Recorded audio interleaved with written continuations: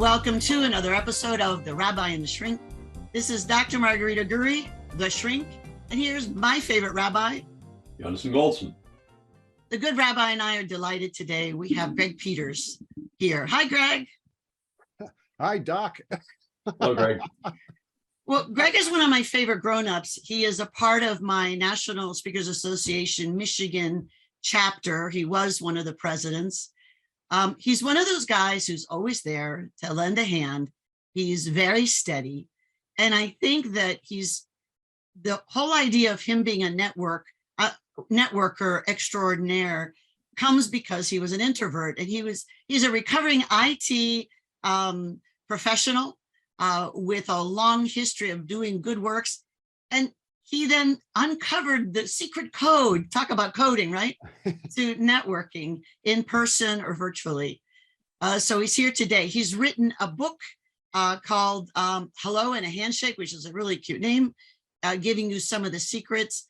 And he has an offer, 52 connection tips. We'll make sure that we put it in the in our show notes so that everyone can access that.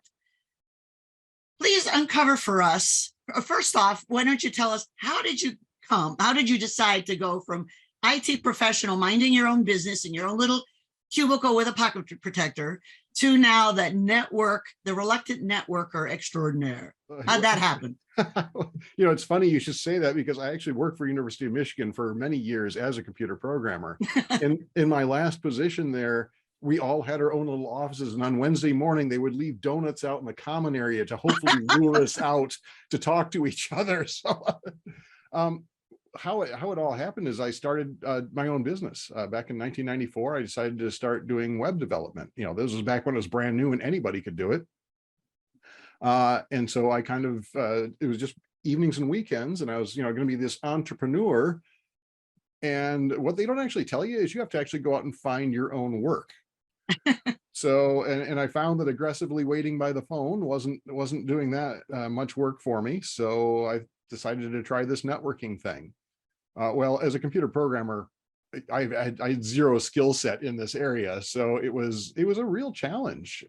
And I would go out to these networking events for the chamber, and I'd sit in the corner and just wait for it to be over. It was uncomfortable. It felt like a complete waste of time for me. But over time, I read a lot of books. I tried a lot of things. I actually took a class from my mom because she was teaching networking.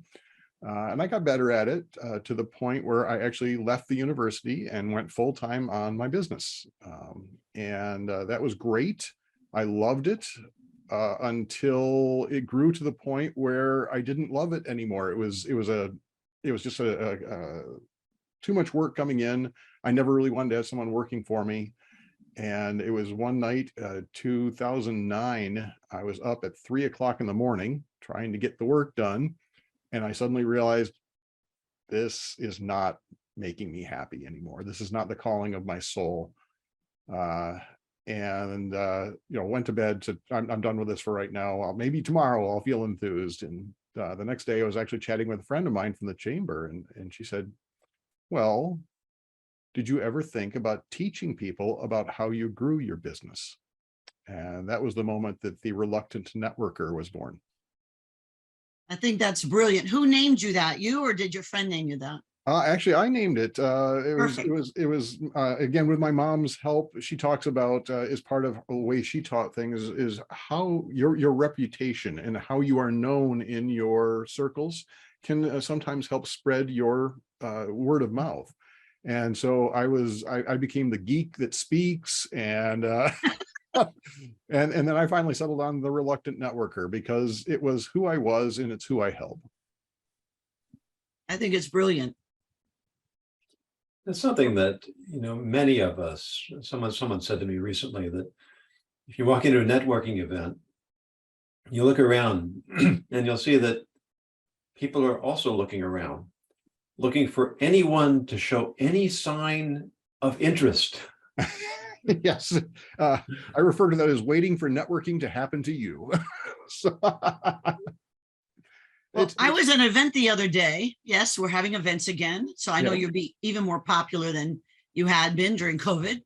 And I got out of the bathroom stall and someone handed me a card before I even washed my hands. Oh, you are kidding me. No, I am not. That honestly, that's taking, we call them deck dealers. That's taking deck dealing to a whole new level.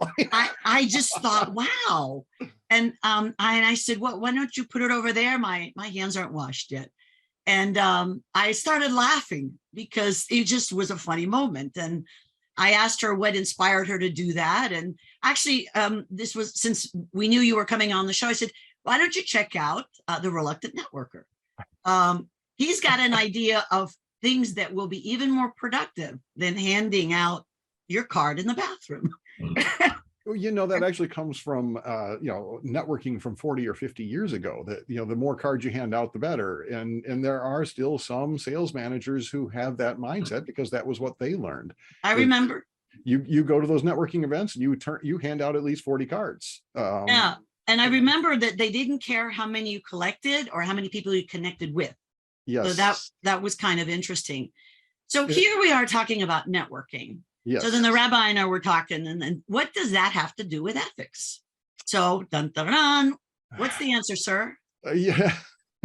Well, we were talking about this before. Is I'm used to the how and the why, not the ethics of the whole thing. But really, if you think about it, good networking at its underpinnings, ethics are all involved there. We talk about how we only do business with those we know, like, and trust. If you are unethical, then 2 out of those 3 are probably not going to go so well for you. There are 2 different areas where you could be unethical. You could be unethical in what you do for a living, which will really come back to hurt you because your network, the strength of your network, is not in the people you know. It's in the people they know. And if you behave in an unethical manner, that's actually going to work against you because that word will spread throughout the people who know you. You can't even be called your network anymore. At that point, it's just the people who are aware of you in your infamy. Anti-network. What was that? The anti-network. The anti-network. Anti-network. That's exactly it. Boy, and that's a strong, unforgiving group. It really can be. Once you've damaged that trust with any sort of unethical behavior. I mean, I was at a networking event one time. I was just a visitor. It wasn't a regular attendee to this particular group. And I was chatting with, it was an insurance salesman, seemed like a nice guy. But then he started talking about how he loved selling, I think it was supplemental insurance, and I don't exactly understand the insurance industry, but he said, I love to call up elderly people and scare them so they'll buy my insurance. And I was like, that seems like something I don't want to be associated with. Poor guy, he's not understanding his branding. Now, maybe what he actually meant to say was, I like to be connected with elderly so that I can help them understand where they might have shortfalls so I can help them. You're being too generous. That's not what he said. Well, I know, but yeah, I like to look on the bright side. But honestly, at that point, I was like, I would never refer you, because as far as I'm concerned, the way you think is unethical. It's not going to work out. All right, so you've now opened a wonderful door that the rabbi and I like to peek into all the time. Uh-oh. If I'm at a networking event, Yes. how do I show that I'm ethical and how do I show that I'm unethical? What are the 2 paths, Master? And Greg, by the way, is a 5th degree master black belt in Taekwondo. So Master is the proper term. He is the Obi-Wan. So Obi-Wan. They do have to call me Master Greg down at the school. So. Master Greg. So what is the path of enlightenment and disenchantment, sir? So this can be a bit of a challenge, but basically it comes out to do you behave in the way you represent yourself?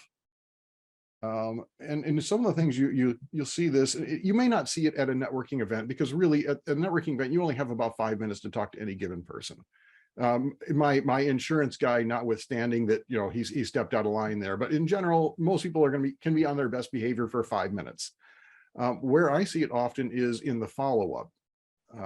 And people will say something like, hey, let's get together for coffee so we can see how we can help each other. Now, at the forefront, that seems pretty reasonable. When you get together with them, though, their idea of how we can help each other is how you can buy from me and how I can sell to you. It's as far as I'm concerned, you have misrepresented the idea of us developing a strong relationship together so that we can help each other. You're wasting both of our times, first of all, but I'm not, you put me in an uncomfortable position. You're now going to sell to me. And I thought we were going to be developing a friendship on purpose. You mentioned the idea of being on best behavior. And of course, one of the big buzzwords today is authenticity. Yes. Well, if somebody isn't someone that I really want to have anything to do with, then their being authentic is not going to be an asset. No, that's true. Yeah, and if I have to work, to be on best behavior, that's already an indication that I'm somewhat inauthentic. I mean, the authenticity should mean that my best behavior is a true representation of who I am. And then I think is where ethics comes in. And if you think about it, there are people who are, I've had people say, well, what if there's someone I really want to talk to at the event? And I'm gonna say, that's fine. But why do you want to talk to them? What is your underlying purpose? Is your underlying purpose because you want to put them in a headlock and you want to sell something to them? Then probably you need to re-examine your motives. If it's because you think you have something that you can benefit them that won't necessarily benefit you, you are willing to put the resources you have behind you to their service, then that's probably a good reason to meet them. I think so. And then you have to follow up. And yet, how many times do we meet people who, like, even when they're doing a presentation in a group, tell us how they sell, and the selling is crooked. They're misrepresenting something, and they tell you they're doing it. And I'm like always thinking, where's the candid camera is what I'm always looking at. I mean, are they testing how the audience handles this unethical thing? I mean, what is it? And I think maybe the rabbi wrote a book, Grappling with the Gray. And I think some people mean for them to grapple with the gray means let me live on the gray side and blur the boundaries enough to get what I want. And that's not what we're talking about. We're talking about struggling to be ethical in complicated situations. Rabbi, what do you have to say about that? You're the grappling with the gray guy. Well, I think it's a nice follow-up to the authenticity point, that what is my real motivation? If it's all about what's in it for me, then that's going to color all of my interactions. I find that when I'll go to a conference, inevitably I'll be approached by Christians who want to engage me in theological discussion. And that's not really what I'm there for. Okay. But if it's of interest to them, then it's an opportunity to create a connection on the level that they're seeking. And that may not turn into business. It may not seem to advance the cause for which I'm attending the conference. But on a more universal level, the idea of creating new connections, and you never know how one connection is going to lead to another. And that's really what networking is all about. It's not what you're going to offer me, but it's what each of us may get and may contribute to one another or to those who are part of our network. Exactly. I mean, I couldn't have put it better. It really is about, it's the connections we make. It's about, and I tell people, it's almost always got to be about that other person. If you make it about you, then everybody, I mean, we know when someone is techniquing us, when someone walks up to us and is asking us certain questions in certain ways to try and push us down their sales funnel. We can feel it. It feels yucky. I think that's the technical term for it. I think it is the very technical coding term. Yes. Yeah, and we don't want to be a part of that. We tend to put up our defenses when that happens. And rightfully so. But if we are focused more on how we can be of service, and that's what I tell anybody who's starting out their networking path, look for ways to be of service whenever possible, because then you become a part of their lives. You become intimately connected with them. And then when time comes and you ask for a favor, Or when they ask you, how can I help? They're prepared. They want to help you. They want your success, because your success becomes a reflection of them. And I think many people do have that idea, which is interesting. So I have a question that there's been a lot of controversy about, and different industries have different ethics about this issue, the issue of referral fees. Have you bumped into an elegant way to think about that so that people who are listening can ponder it more effectively? Yeah, referral fees are a real challenge because in many ways, it taints the referral. In my opinion, referrals always should be to the benefit of the other two parties. You know, you're looking for an accountant. I know a great accountant. Let me bring the two of you together, and maybe that will work out. Let me give you this recommendation. But if I'm giving the recommendation because I know if I refer 3 or 4 people to them, I get a trip to Las Vegas or whatever, then it becomes a little questionable. It's so I guess if you're going to take part in that, first of all, you've got to be transparent. So I truly believe that Bob is going to be a great accountant for you, but just to be clear, he does offer a referral benefit as a result of this. And I had a sales coach who did. He said, if you bring 3 people to my class, I will pay for a lunch for you or whatever. And there were people in our class that said, I will never refer to him because I can no longer say that there is no benefit back to me, and people will question whether or not I'm still being authentic and ethical about this. Yeah. In my industry, I'm a psychologist. It's considered unethical. I imagine it would. Right. Because, I can't refer in any way if it's tainted. It has to be for the greater good and for the specific best need of the persons involved. And yet it's become industry standard. And so now back to the gray, Rabbi, what do you say about that? I like what Greg said about managing that, but talk to us about the gray and how to handle the issues that come up in a networking event regarding referral fees. Oh boy. Certainly if someone sends me business, I am more than happy to, express appreciation, gratitude in a form that may be monetary.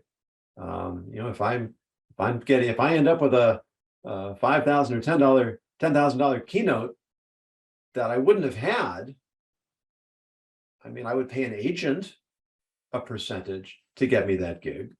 So I would be perfectly happy to pay a fee to somebody who provided it to me.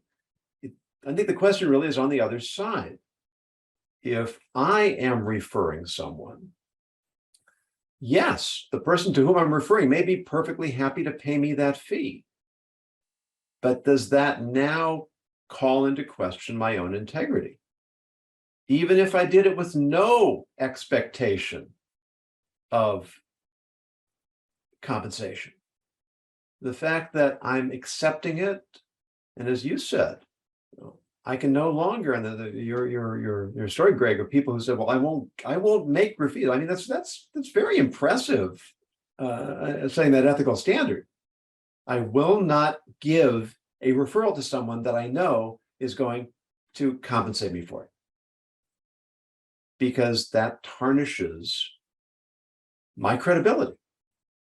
And so sometimes even if something is objectively, and this is why it really gets into the gray, even if something is objectively on the up and up, there is still an effect on us that may be unnoticed, may be insidious.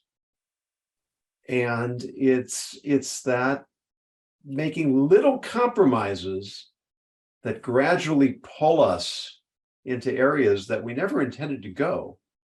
And then we discover we're there, and we don't know how to get ourselves out anymore.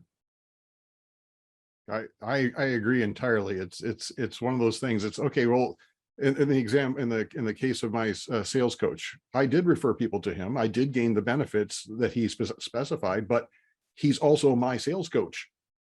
Obviously, I stand behind this because I paid a lot of money to be his, in his group.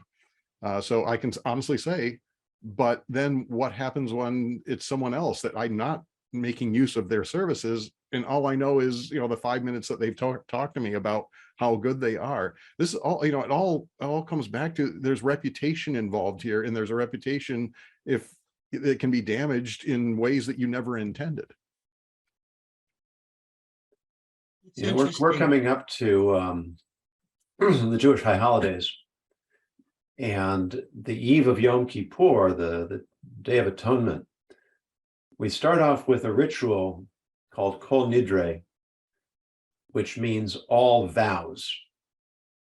And if you would read through the English, you would be astonished.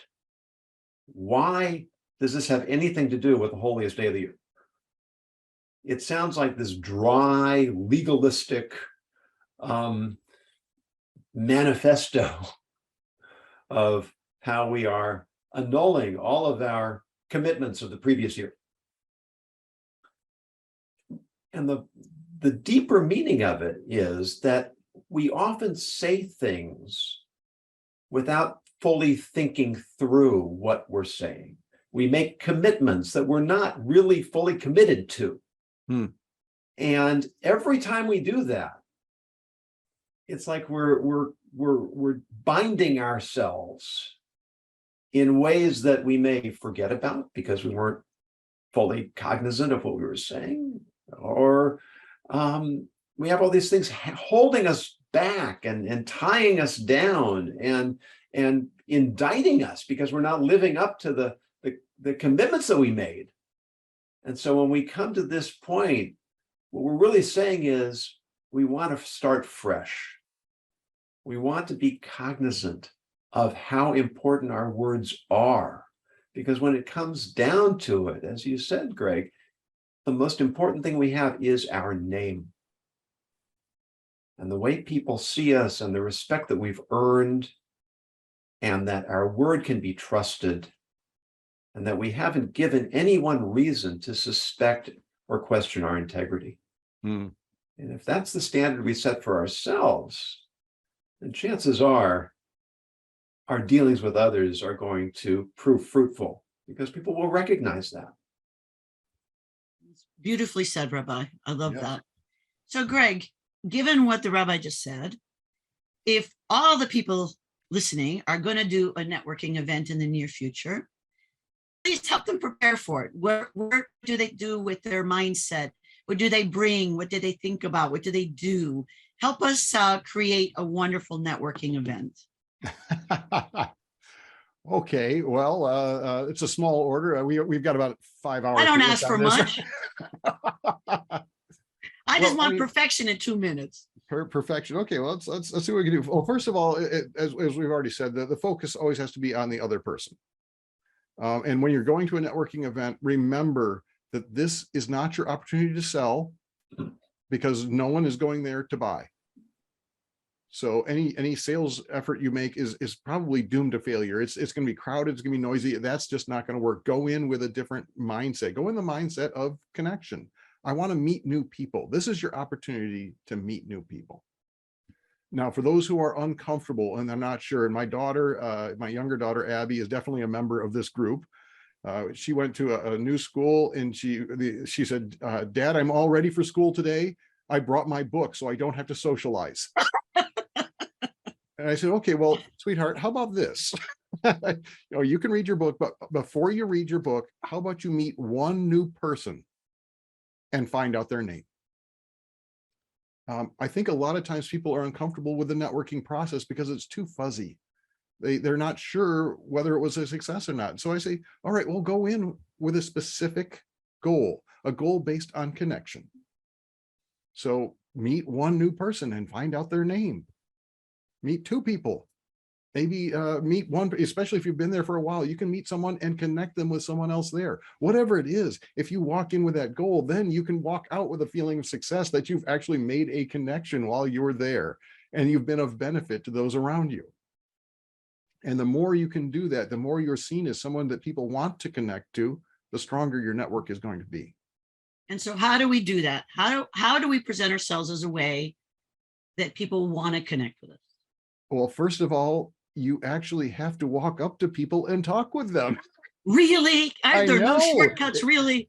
It doesn't, I mean, So so what do you often- say? You walk up to the person and say, hi, my dad said I needed to meet one person. What's your name? Well, you know, it's not the best way, but it's better than not meeting anyone at all. Fair enough. Because if nothing else, I figure the other child probably has a father which is giving them advice as well, and then they can complain about how bad their fathers are. So I've given them a common point of reference. So, but I mean, it's if you think about it, it's almost like any other social event you go to. It doesn't have to be all that different. You walk up to someone, you say hello. You ask them about themselves, be interested, be fascinated. The people around us are some of the most fascinating people you will ever meet just by asking them. I mean, yeah, sure. If it's a business oriented thing, you can ask them about, where what their company is, what their business is. You can do that. But you know what? The best conversations I've had. So could you tell me what you like to do when you're not selling widgets? I was chatting with this guy one time. I asked him that he was an accountant, I think. And I asked him, what do you like to do when you're not being an accountant? He said, I love to fly kites. I said, Oh. really? I said, so how long have you been doing that? I said, oh, since I was a little kid. And then my big question, the question that I always ask, if someone's been doing anything, whether it's their job or their hobby for longer than 3 years, ask them what's changed. Because there's a good chance that not only has something changed, but they're very enthusiastic about it. And on this guy with his kites, I got to learn more about kite flying than I but you might think it's boring to listen to someone. Honestly, I think I was listening to him for about a half an hour. You might think it would be boring, but he was so enthusiastic. That's cool. And really the best connections we make are when we meet someone in their passions, when we meet someone in their interests. That's when we really can connect as two human beings. I think that's lovely. And one of the things that I've picked up, and networking is just coming back for me. But as you say, asking questions that are not the typical questions, because I say, what do you do? They give me a one-word answer, and there's nowhere to go from there. It's always a follow-up. You can go on TikTok, you can go on, read articles. I mean, all these questions you could ask, what are your 3 favorite movies? What are your 3 favorite songs? What do you do when you're not doing this? So many ways you can open up a conversation, give people an opportunity to talk about themselves. Mm-hmm. And that warms up the relationship. I can show you one thing that I just started doing. I had buttons made. Okay. By coincidence, I have one in my pocket right here. What a coincidence. What a coincidence. What makes your day? Love there it. You go. So I went to the first networking event I've been to in person since COVID. And I was wearing this button. And no one commented on it. Oh, you're kidding me. But I had more confidence walking up to people because I anticipated that if there's nothing to get the conversation started, someone would look at the button and remark on it. So even though it didn't do what I thought it would do, it just put me more at ease. Yes. So that I could enter into conversation with others. Well, that's $1 million idea. My mom's husband, one time he was going to a networking event, and he had his name tag, which had his name and his business. Right underneath that, he grabbed a second one and wrote Costa Rica on it, because he and my mom love to travel there. That's one of their favorite vacation locations. He was surrounded the entire evening by people who wanted to talk about Costa Rica. It's basically, we have to be willing to be a little vulnerable. We have to be willing to share of ourselves if we want people to want to connect with us. I think that's entirely true, isn't it? And I think that's a good tie-in back to ethics, that if I don't make myself vulnerable, or let's put it the other way, when I make myself vulnerable, I'm demonstrating a willingness to trust the person on the other side. Yes. And if I'm willing to trust you, it makes you more willing to trust me. And if we're both trustworthy, then there's going to be a natural gravitation to one another. Yes.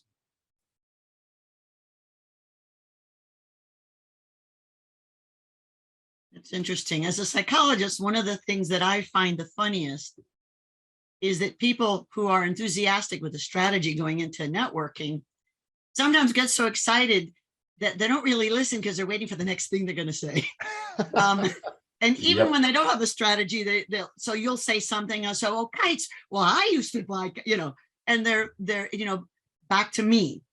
And I think that resisting the pull of back to me to truly being curious. That is actually something I have to work on myself, because being an analytic, when someone asks me a question, I answer the question.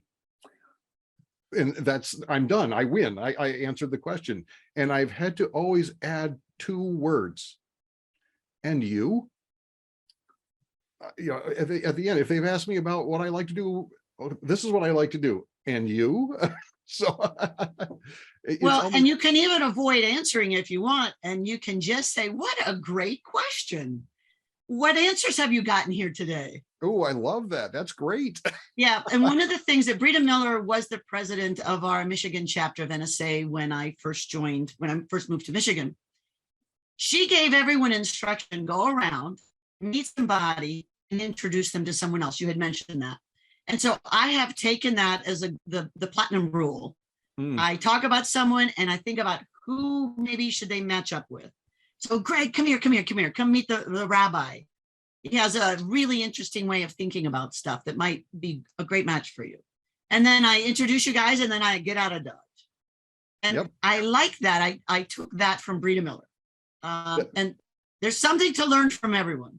Honestly, that's a great way of actually, one of the challenges, if you get to be a good conversationalist, people are uncomfortable when they're at a networking event. And so what they'll often do is they will grab hold of you. If you're a good conversationalist, they will not want to let you go because then it leaves them alone and then they're left trying to find a new conversation. I call them the Klingons. Yeah. And right. And so then you have to introduce Klingons to the rest of the Federation. Exactly. And it's just really a matter of, because there are all sorts of techniques where you kind of separate yourself from them and go on your way, but you're leaving them alone. And I would imagine that kind of leaves them with a bad taste in their mouth. Yeah. And you don't want to abandon people or make them uncomfortable. So you match them up and then you peace out.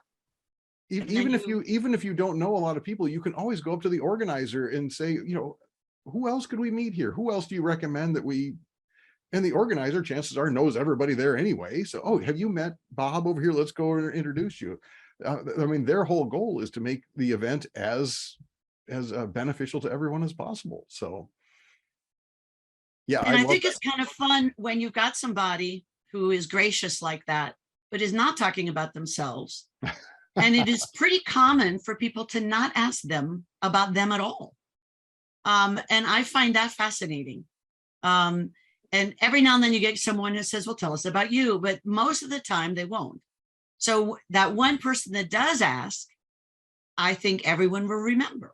Yes. It's a very strong connection to do that unexpected of getting beyond your comfort zone of talking about me to talk about the other person. So I find that it is an exciting opportunity to stand out, to be very thoughtful and caring. And the way I look at a networking event, so, when we're all gathered together and you're having conversations, first of all, the conversations aren't going to be particularly deep. It can't be. You're in a very crowded room and there's all these people around you and it's noisy and I'm hard of hearing anyway. So, I mean, but I try to talk only about 30% of the time because really I want to find out enough about that other person in our 5 to 10 minutes to know whether we have any chemistry together. Because if we don't, even if we're 2 perfectly wonderful people, we're never going to have a great networked connection, a great professional connection. And that's okay. There's nothing wrong with that. 2 perfectly wonderful people. I mean, we know them all in our lives. We've got this great friend over here and this great friend over here, and they do not like each other just because they don't mesh. And that's okay, because there are plenty of other people you can network with.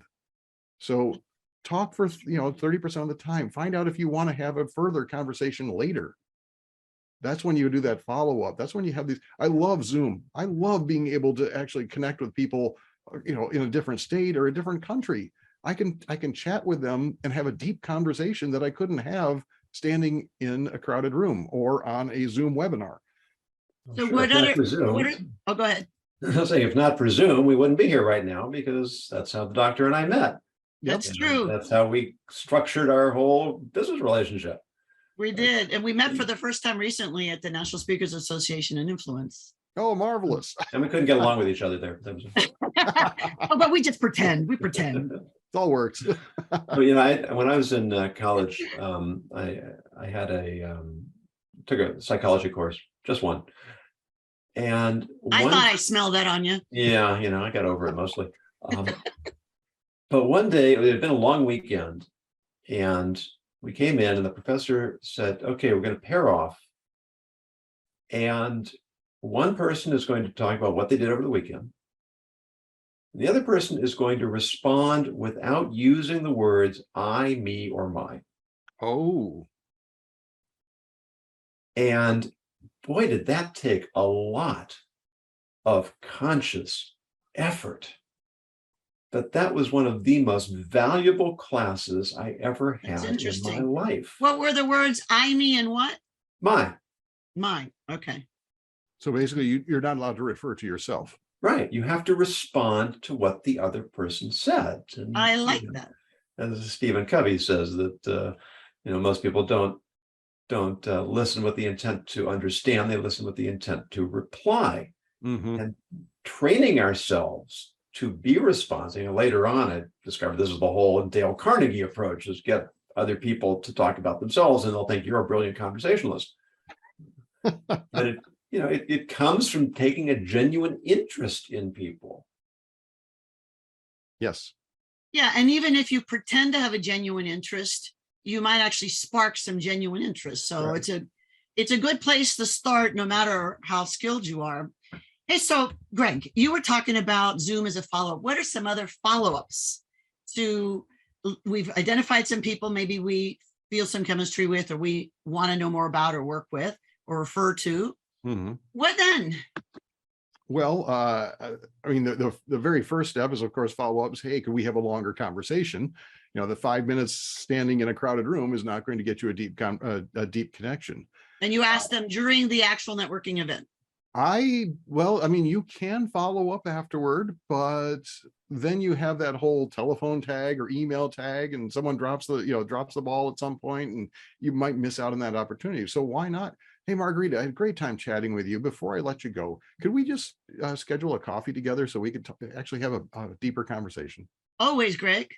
And it's so simple because we all have the smartphones now. It's so easy we could easily schedule something next week, as opposed to the back and forth thing. I mean, I don't know if things have changed since I first started networking, but back in the day, to try and do that, you could be 4 weeks, 6 weeks out before you actually saw them again, and you really only saw them for 5 minutes. And now you're suddenly walking into a coffee shop and looking around going, I'm not sure you remember what they looked like. So then you're walking up to everybody. Is your name Zelda by any chance? I learned a trick from a woman who was 95. Really? She met me. We made a conversation. We decided to meet afterwards. She took her phone. Let me do a selfie with you, honey, so that I can put that picture in your contacts. I love it. And she did it with her, because then she kind of remembered where she was, what she was wearing. And it was brilliant, because she didn't have to say, look, I'm not sure I'm going to remember you. So it was perfect. I want a picture from my contact. Perfect. That is genius. Oh my Yeah, gosh. I didn't come up with that. I'm going to steal that. So Yeah. I steal from the best, and I don't remember her name, so I can't even give her credit, but it was her. Isn't that the saying? You give them credit the first time, the second time someone told me that, the third time is mine. So It's all my idea. Either that, or I could just say it was Greg's idea. So, okay. that'll work out. All right. So then what then? So we make a coffee shop talk or a Zoom time. What then? What's the agenda for this follow-up? Yeah, that's the big trick, because it's not just a conversation. It's a conversation where you are looking for opportunities to be of service. You are listening with that purpose in mind, because the more you are able to be of service to them, the more often you could be in contact with them, the deeper the connection you could make. And I tell people, I said, if you're calling up someone and saying, hey, I'm just checking in, what they are hearing is, do you have something for me? You can't call them that often with that. But if you're calling them up and saying, hey, Margarita, when we were talking, you mentioned that you were looking for a new editor for your book. I know this great guy. His name is Ken Waxberger. He's a member of our. That's what I was going to say. Yeah, would you like me to send you his information? I mean, if every time I call you, I have a potential solution to one of your challenges, I can call you whenever I want. You'll look forward to hearing from me. And in fact, you'll probably come to me when you are looking, when something's cropped up that's a challenge in your life. And I have called you on a technical issue before, remember? I had called you. I said, I need to problem solve on this. And I called you and you were very helpful. Well, and that's what we want to be. We want to be the person that people are coming to, so that when we are looking for help, I mean, and this is the cool thing, is that when I said earlier that it should almost always be about them, every once in a while it gets to be about you. If you've helped people enough, they're going to turn around and say, hey, you've been so helpful. What can I do to help you? And in fact, it will happen almost every time if you actually come out and ask, how can I help you? They'll turn around and do the same. So you have to be ready for that. You have to know how they can help you. And it doesn't always necessarily mean, well, I'm looking for a $10,000 speaking opportunity if you happen to have one in your pocket. But it might be, any resource that you need access to, any advice you might need. And, do you know someone who works for this particular company? I would love an introduction to them. I think that's wonderful. Well, so many people say they're going to call, but then they don't. Is it ever too late to follow up? 1 week passes, 2 week passes, 10, 12, 15. When is it too late, or is it ever? Usually if someone says they're going to help me, I might follow up with them in about a week. Hey, I was really appreciated your being willing to connect me with them. Is there anything you might need in order to, do you need my email address or my phone number or anything? Just to give them a little reminder. But if they don't, you can't hold it against them. No. How about if just follow up for a second connection, a second hit? Yeah, that's really all it is. Is it ever too late to follow up? How about a year later? Yeah. You're talking about with that other person. Yeah. No, as far as I'm concerned, I mean, they didn't follow up with you. So it's okay. Now, yes, if you're talking about that first meeting, yeah, if you met them for 5 minutes, then yeah, you've got about a week. If you don't follow up in a week, they've forgotten about you. And that's just the way it goes. Sorry. You don't want to call up someone and you're going to, Greg, who? That's not the response you want. But follow up within a week. I think that's reasonable. And then you don't have the guilt of having to have this long list you follow up with. Yeah. It's interesting. Then when it comes to the more long-term relationships that you've built, if there's a gap in there, own it. Marguerite, I feel bad that we haven't talked in like the last 2 years. I just saw your name in my email archives and I realized we haven't had a chance to chat. I would love to reconnect. I like that. And there's no apology. So that's good. Yeah, I mean, it's because they didn't contact you either. No. And I like that. Too many people do false apologies. It's almost like a humble brag. And I like that you didn't do that. And I really like that, because that happens, that there are people that we want to be connected to, and it just doesn't happen. And then we feel this awkwardness. Well, now it's too late to reach out. Oh, who says it's too late? The only time it's too late is when it is truly too late. And I've had those situations where, like the guy who used to be my best friend in college. And I kept thinking, I got to reach out to him. And then one day on Facebook, I see his obituary. Aww. So it's like, oh yeah, okay, that's a reminder. Don't. You have to wait till you're in heaven, then you can catch up. Yeah.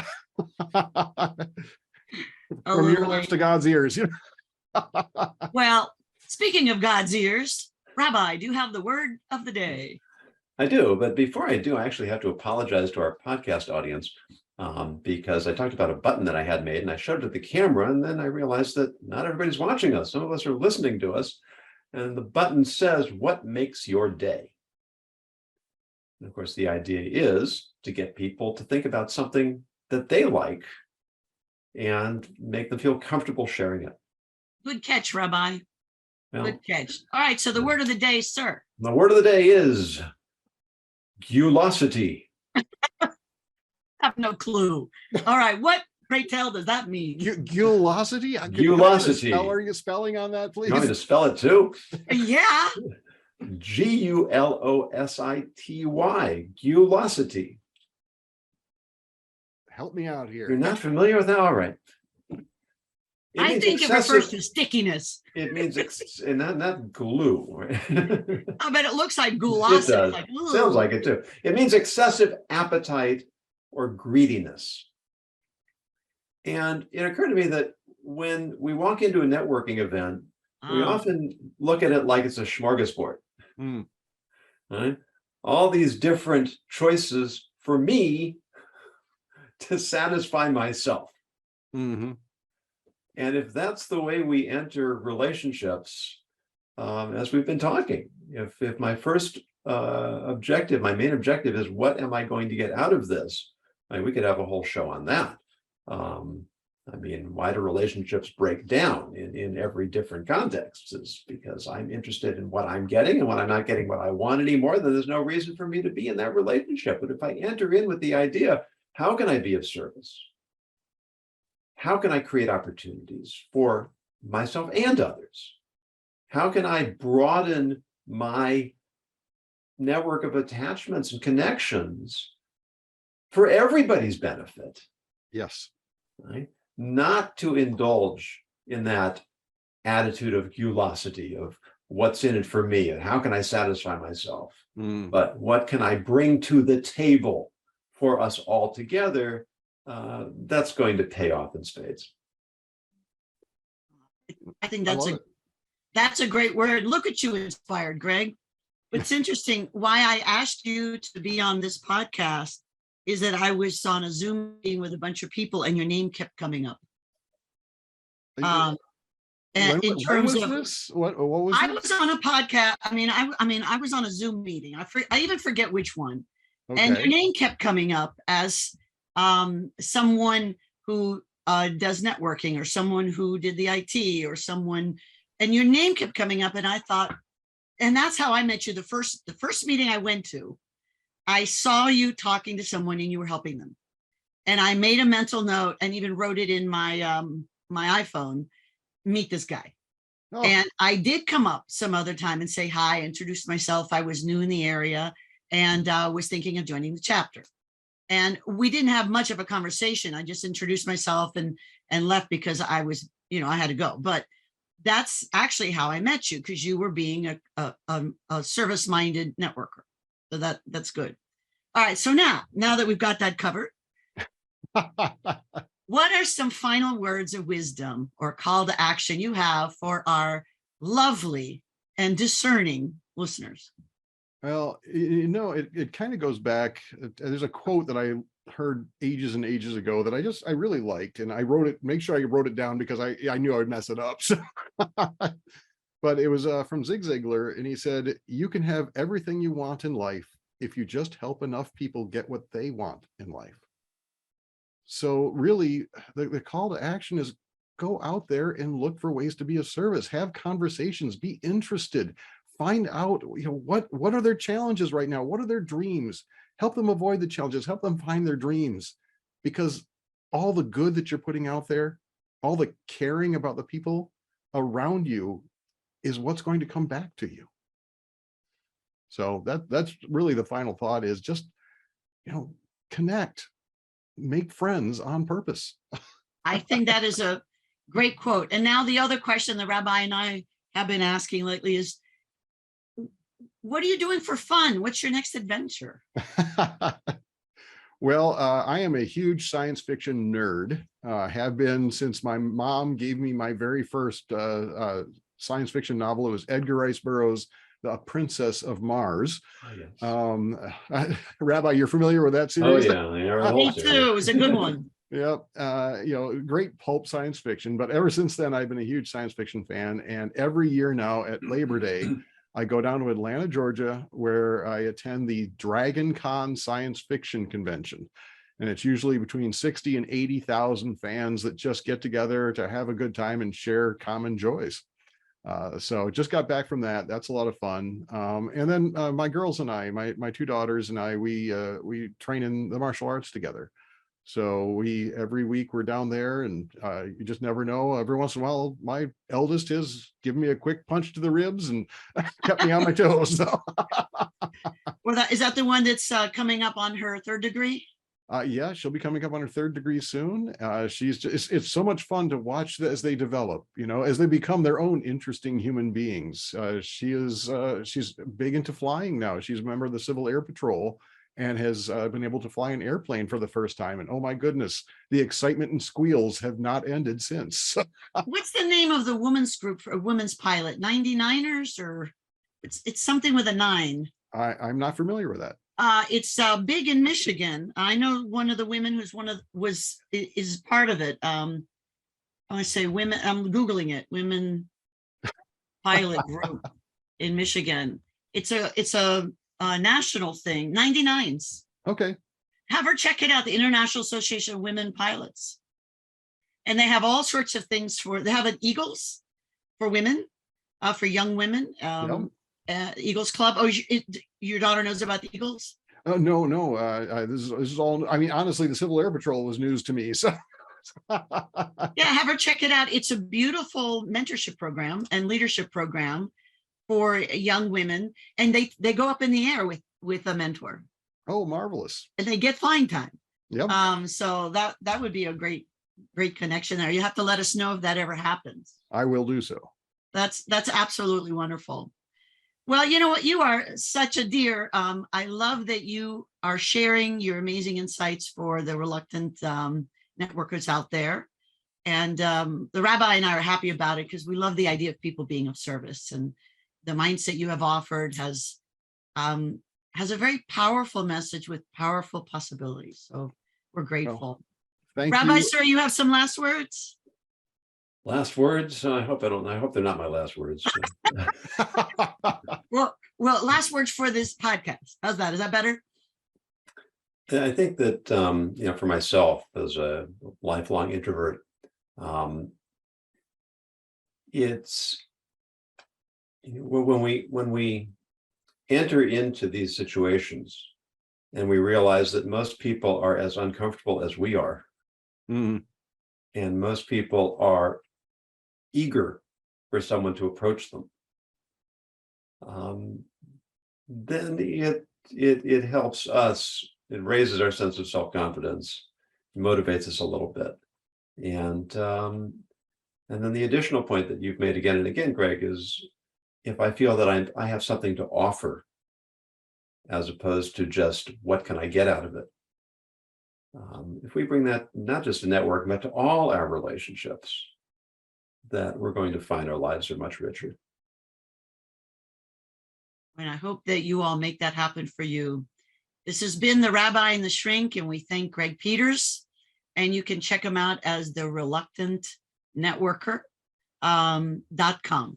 And you'll find him there. You'll find him on LinkedIn. And please do check out his book. What was the title of it? It's Hello and a Handshake. Hello and a Handshake. All right. And I love that title. You all take care, and we'll see you on another episode. And Greg, good luck with that 6th degree. I can see it happening in the near future. Thank you so much. I really appreciate it.